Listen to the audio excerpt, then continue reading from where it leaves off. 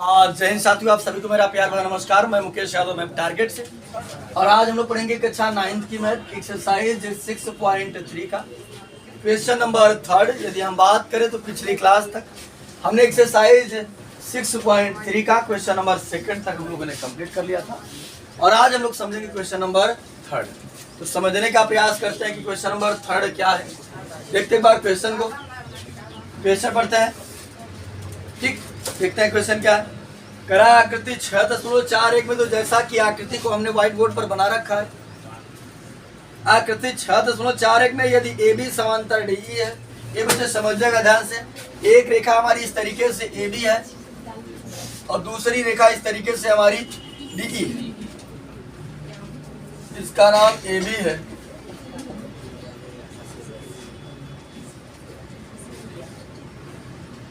और इसका नाम है डीई। तो करा जो ए बी है वो डीई के क्या है, समांतर है। ठीक, यानी ये रेखा इस रेखा के क्या है, समांतर। समांतर की परिभाषा मैं कई बार बता चुका हूँ। ये ऐसी दो शांत रेखाएं जो अनिश्चित रूप से बढ़ाए जाने पर कहीं ना मिले, वो क्या कहलाती है, समांतर। इसका मतलब है इसको भी बढ़ाएंगे, इधर भी और इधर भी। यदि दोनों तरफ बढ़ाते हुए चले जाएंगे, ये रेखाएं किसी और मिलेंगी नहीं। तो चलिए आगे समझते हैं। करा ए बी समांतर डी कामा एंगल बी ए सी। ये बच्चे समझिएगा ध्यान से। इसको फिर यहाँ से ये मैच कराया है और फिर यहाँ से इसको ऐसे इस तरीके से मैच कराया है। यहाँ पर नाम दिया है डी। तो समझिएगा करा एंगल बी ए सी। ये बच्चे समझिए, करा या बात बच्चे, करा बी ए सी यानी ये वाला कोण। ये वाला कोण बच्चे हमको कितना दे रहा है, 35। आप समझो थोड़ा ध्यान से।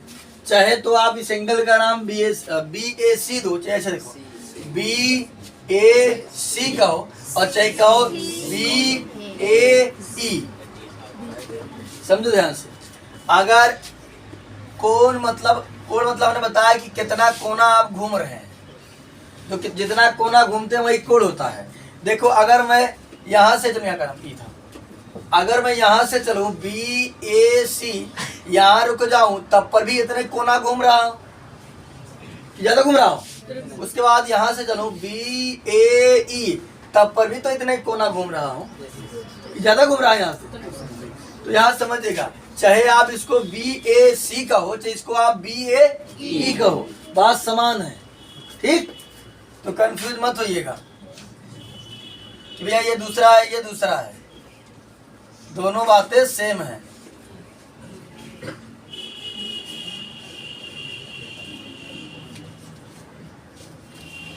देखो वही करा एंगल बी ए सी। एंगल बी ए सी हमारा कितना है, 35 है। याद समझिए, वो साफ शब्दों में नहीं कहा, हमें अपने प्रेजेंट ऑफ माइंड का प्रयोग करना होगा। बी ए ई भी कहा जाता है इसको। ठीक, चलिए तो कह रहा है क्या पर, एंगल बी ए सी बराबर 35 है और एंगल सी डी ई। देखते हैं सी डी ई कहाँ है। करा एंगल सी डी ई। ये बच्चे समझिएगा, एंगल पहचानना हमने आपको सिखाया है। सबसे पहले हम सी पर पहुंचे, सी से कहा जाएंगे डी पर, डी से कहा जाएंगे ई, यानी सी डी ई, यानी ये वाला एंगल कितना दे रहा है हमको बच्चे, 53।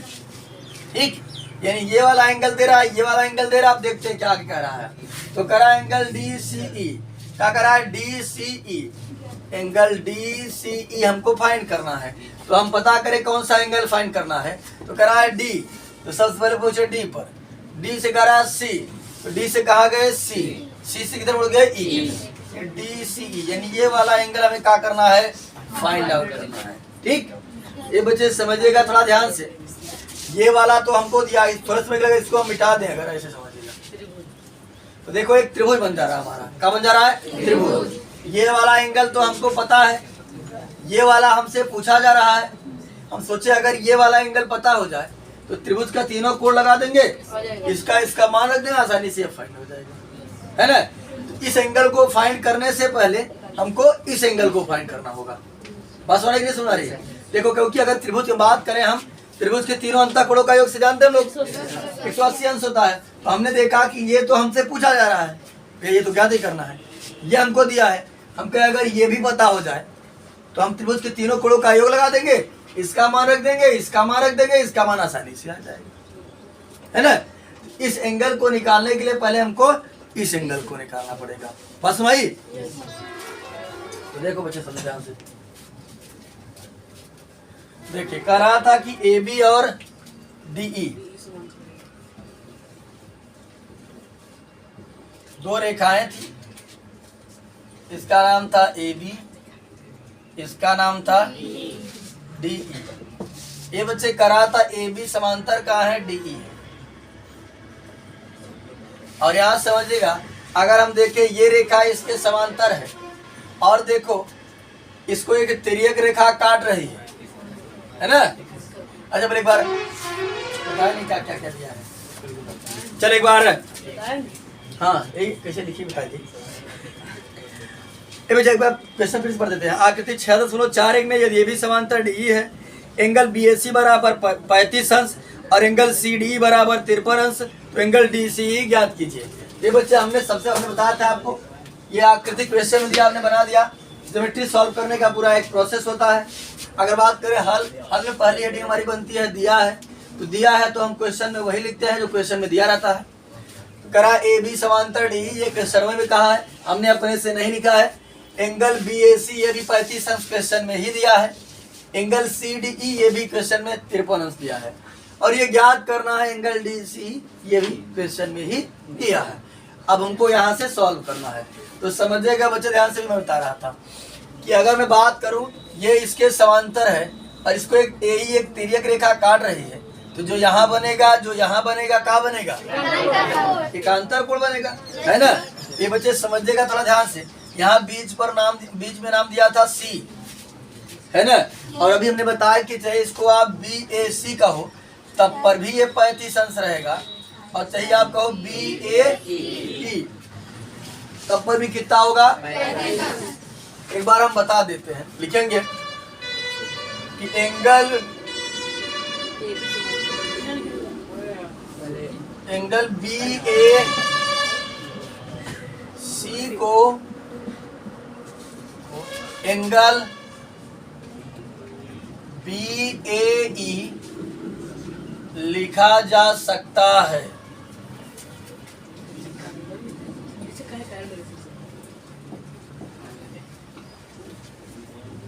लिखा जा सकता है।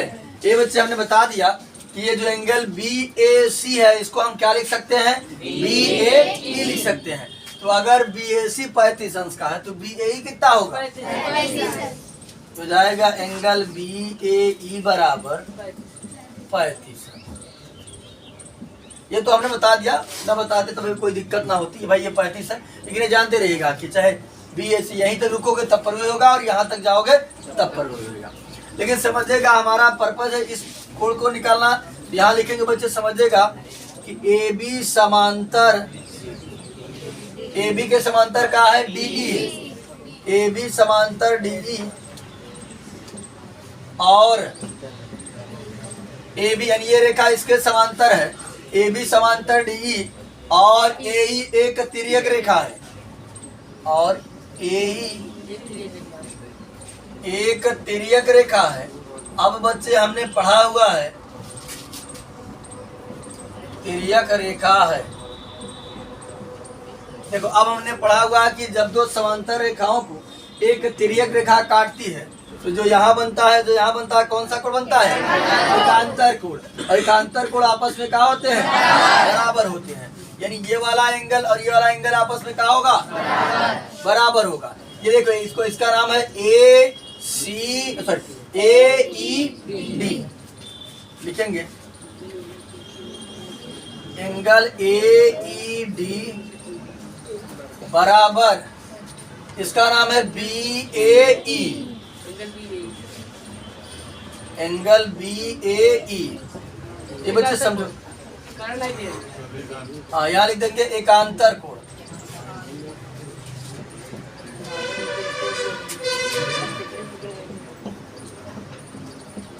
अब यहाँ समझो बच्चे ध्यान से, एंगल ए ई डी हमारा हो जाएगा कितने अंश का, 35 अंश हो जाएगा। अब देखो बच्चे ध्यान से समझिएगा, अब इसकी कहानी समाप्त हो जाती है। अब हम इतने में ही बात करेंगे। मैंने आपको शुरू में ही बताया था कि अगर हमको इस एंगल को फाइंड करना है तो ये तो हमको कितना दिया है, 53 दिया ही है। ये अगर हमको पता हो जाए तो हम आसानी से निकाल सकते हैं। अब ये देखो कहा गया था AED, क्या कहा गया था, यहाँ ए नाम दिया था ना, ये ऐसे ए था। अब तो यहाँ देखो बच्चे समझ ध्यान से, चाहे आप यहाँ से चलोगे तब पर भी इतना कोना घूमोगे, देखो AED तब पर भी यही कोना घूम रहे हो, और चाहे यहाँ से चलोगे CED तब पर भी उतना कोना घूमोगे, है ना। चाहे आप यहाँ से चलो, देखो AED कहोगे तब पर भी देखो AED इतना ही घूमे। अब यहाँ से न चलकर यहाँ से चलें CED तब पर भी इतना कोना घूमेंगे, यानी जो AED है उसको हम क्या लिख सकते हैं, CED। यहाँ लिखेंगे बच्चे कि एंगल AED को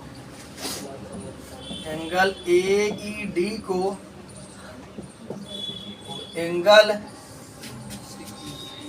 CED लिखा जा सकता है,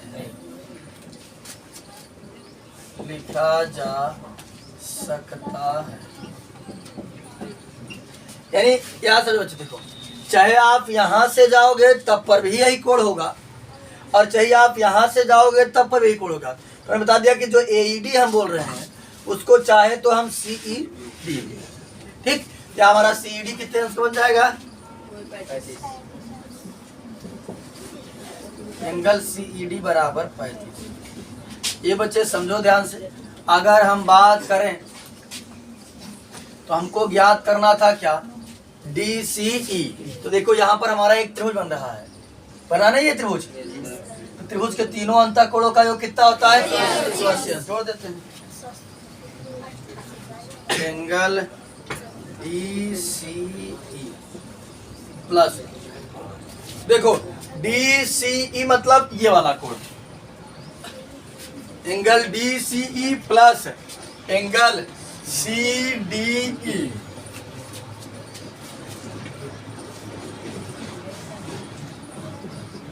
प्लस इसका नाम है एंगल CED।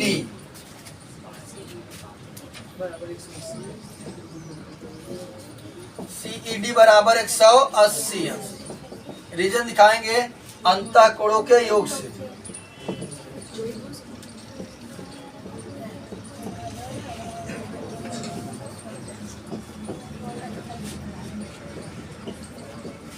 अंतःकोणों के योग से ये बच्चे समझेगा। DCE की अगर बात करें हम, कितना है, अच्छा DCE तो हमको फाइंड करना है, इसका मान हमको नहीं पता है। CDE का मान कितना दिया है, 53। CED का मान कितना है, 35 अंश बराबर 180। 5 3 8 5 3 8 प्लस 88 बराबर 180। ये जाएगा उधर तो क्या हो जाएगा, माइनस। एंगल DCE बराबर 180 माइनस 88 कितना आएगा,